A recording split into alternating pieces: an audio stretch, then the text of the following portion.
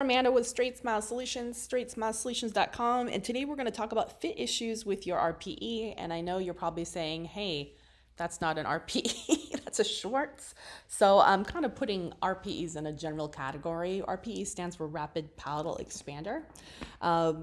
Now, this is a fixed palatal expander. Whether you do it rapid or not, that's a whole nother conversation. If you want to learn more about expansion, expanders, how to design them, how to deliver them, how to turn them, how they work, how to treatment plan them, I have an entire phase 1 playlist as well as a phase 1 course. To access all our videos for the phase 1 playlist, you can just go to Straightsmile Solutions and click on classes free videos. If you want to take our class and get CE credit, the phase 1, you can also do the same. And then just go to the phase 1 course. The price is pretty low. It's well under $500, and I might still have some promo codes. So if you want one, just shoot me an email, info@straightsmilesolutions.com, and I will see if I can get you that promo code for a discount. But anyways, just wanted to start with that. So I'm using the term RPE for anything that does expansion, be it fixed or removable, be it upper or lower. I'm just for the sake of this video. So if you're having fit issues, I mean, ideally your expander, whatever you choose to use, whether it's fixed or removable, should just drop right in.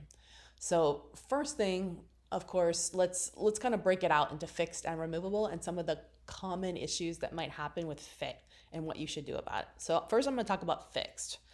Fixed means banded. When you band, you can either band 6s or first molars, or you can band E's or second baby molar, baby teeth, which are the 2-year-old molars. Obviously, I have videos on how to choose which one to band. Don't band baby teeth if they're going to fall out or be loose during the course of treatment. That makes no sense. So it depends on the age of the patient and the dental development. If you decide to band E's or 6s, E's are always my preference if the patient is young enough to be able to handle that, because it's way more comfortable.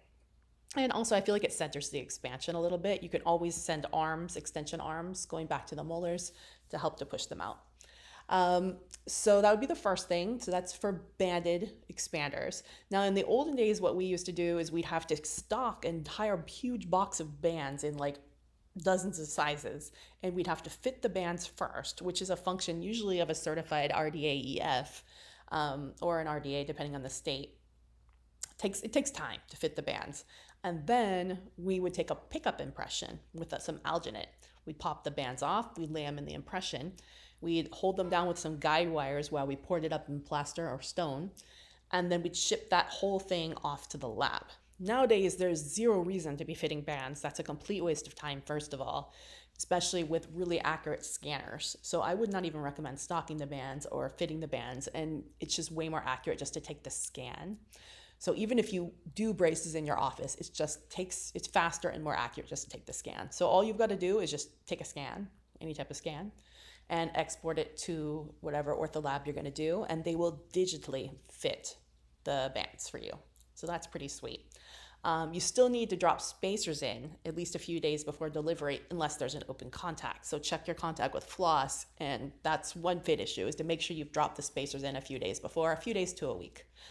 It'll be more comfortable for the patient, and you'll have fewer fit issues if you do that.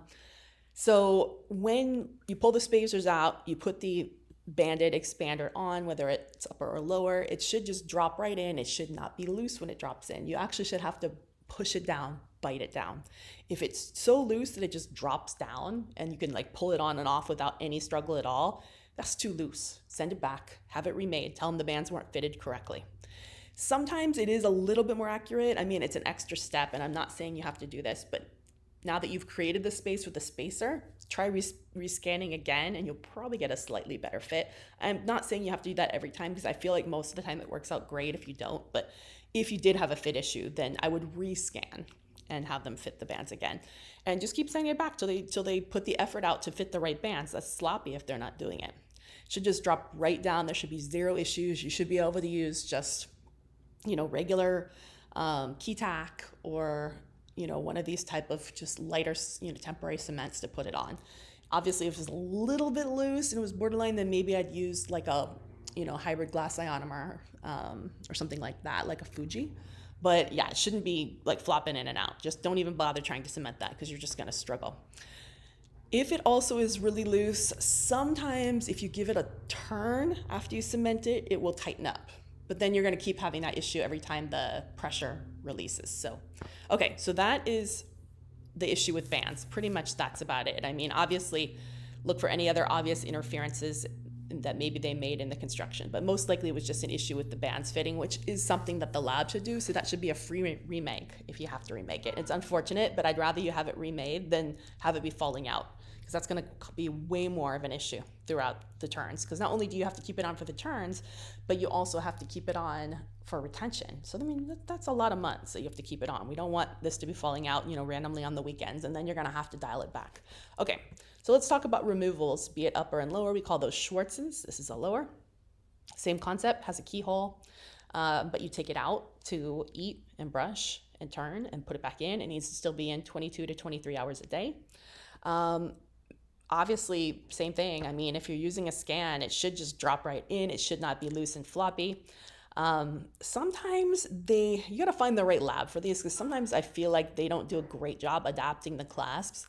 I would rather you not mess with the clasps. If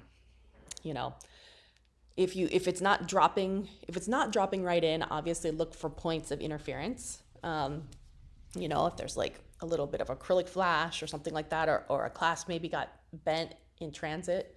But ultimately, the less complicated you make it, the better it should fit, especially with a scan. So stay away from doing any Z-springs or finger springs.